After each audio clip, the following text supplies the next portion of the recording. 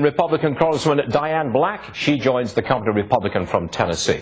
Diane, may we just get straight at this without all the side talk and without all the gobbledygook here?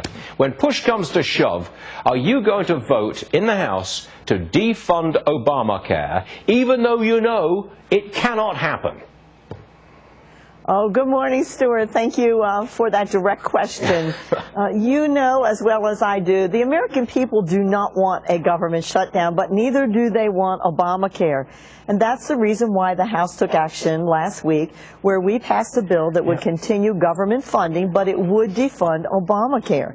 And so we know what the people want. We know what direction we're going, because we know that this bill that the president has called Obamacare is just wrecking our economy. Okay, hold on a second.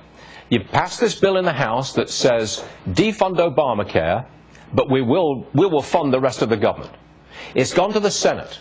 It is highly likely that the Senate will strip out the defund Obamacare deal and send it back to the House, fund the government. At that point, you've got the choice.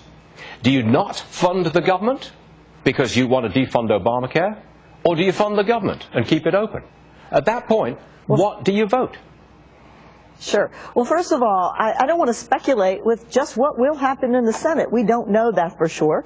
It is good that the Senate is finally getting an opportunity to be able to debate this and give the American people an opportunity to see honest, transparent debate in the Senate. This is good that we finally get them to do that. And we have a number of senators over there that are up for re-election. Obamacare is wildly unpopular. It's becoming more unpopular as days go by. So I don't want to speculate what's going to happen in the Senate. We want a debate over there. We'll make that decision at the end of the day when the Senate sends us something back. Well, after that decision is made on defunding Obamacare and keeping the government running or not, after we've done that, we then have to go through the process as to whether or not we're going to let the government borrow some more money, because the debt ceiling is coming up. That's about mid-October. Are you going to consider not allowing the government to borrow any more money? Would you even consider allowing the government to default? Well, I think what we have to make sure that we do is we have to make sure that we have that conversation as well of how we cut and continue to get this government in a place where we can have a balanced budget. And we have done that again in the House. We've had plans that we've put out there, voted for, that would send us in a direction where we could have prosperity in this nation and get to the point where we don't have to keep borrowing money.